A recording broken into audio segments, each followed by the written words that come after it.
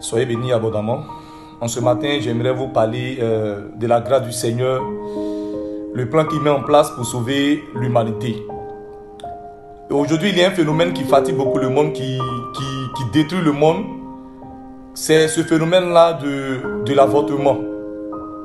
Aujourd'hui, cette jeunesse est dans un système où chacun est là, j'ai mon chéri, j'ai ma chérie. On vit la vie comme on l'entend. Et demain, et puis un bon matin, t'attends pas, mais on va dire. La jeune fille vient annoncer au gars, ah, je suis enceinte. Le gars lui fait sortir cette phrase-là, je ne suis pas prêt pour être père, il faut avorter. Je vais vous dire une chose, quand on n'est pas prêt pour être père, on attrape ses jambes, on serre ses jambes. Salomon l'a dit, ne réveille pas l'amour lorsqu'il n'est pas encore temps. Donc quand tu n'es pas encore prêt pour être responsable, pour assumer tes responsabilités, pour assumer tes actes, tu fermes tes jambes. Parce que c'est vous qui prêchez partout que le salut s'obtient par les œuvres. Que c'est lorsque vous allez faire des bonnes œuvres que vous allez plaire à Dieu et il va vous sauver, vous allez gagner le paradis. Mais aujourd'hui, même les parents sont dedans, les parents du jeune sont dedans. Ils invitent la jeune fille et lui disent non, il faut avorter, notre fils n'est pas encore prêt pour être père, vous n'êtes pas encore prêt, il faut avorter. Et vous cautionnez cela, vous cautionnez l'avortement. Pendant que lorsqu'on vous présente le schéma que Dieu, celui qui a fait son monde, a mis en place pour sauver l'humanité, vous trouvez que vos œuvres vont lui plaire. C'est par vos œuvres que vous serez sauvés. Laissez-moi vous dire, vous êtes sur un faux chemin.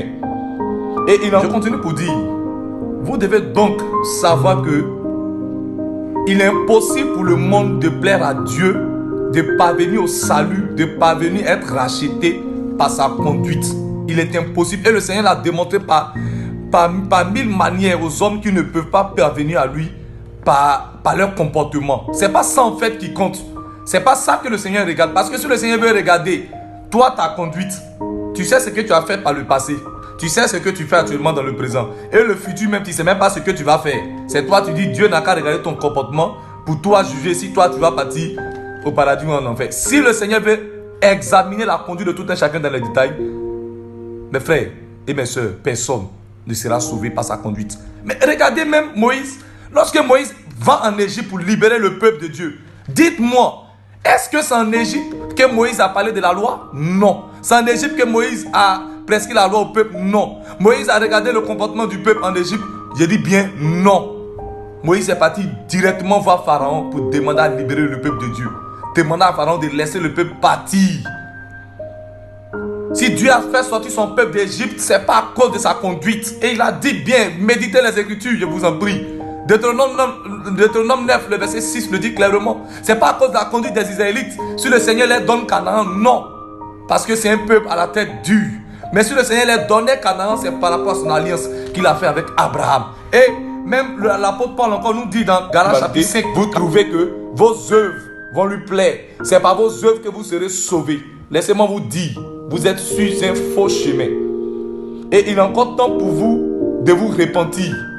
Il est encore temps pour vous de vous repentir. Quand on lit à chapitre 10, la Bible dit, Corneille est un homme pieux, respectueux, qui obéissait à la loi. Mais le Seigneur s'est révélé à lui pour lui dire, va faire appeler un homme qu'on appelle Simon Pierre, il te dira des paroles par lesquelles tu seras sauvé. C'est-à-dire l'acte, le comportement de Corneille ne pouvait pas le sauver, mais c'est ce que Pierre allait annoncer.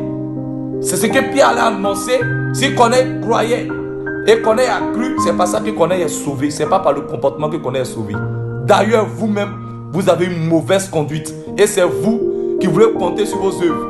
Et pas plus tard qu'un mois, nous avons rencontré un jeune à qui nous avons expliqué le schéma par lequel Dieu sauve l'humanité. L'œuvre sacrificielle qu'il a fait. Le jeune homme nous a dit clairement que nous ne croyons pas que le sacrifice de Jésus soit suffisant pour nous sauver, pour nous envoyer au paradis. Que lui, ce sont ses œuvres qui vont le sauver. Mais à l'heure où je vous parle, il enceintait une jeune fille de 17 ans. Et il est en train de négocier avec cette fille pour qu'elle avorte de manière clandestine, comme si cette fille n'a pas de parents, n'a pas de famille.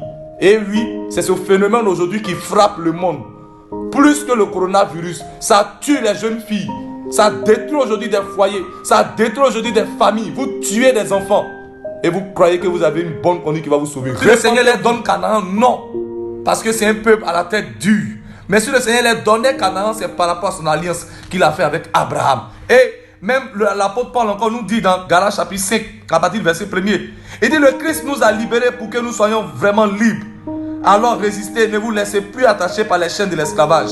Mon Paul, je vous le dis, si vous faites circoncis, le Christ ne vous servira plus à rien. Encore une fois, je tiens à le dire, tout homme qui veut se faire circoncis est obligé d'obéir à toute la loi. Vous qui cherchez à devenir juste par la loi, vous êtes séparés du Christ. Vous avez perdu ce que Dieu vous a donné.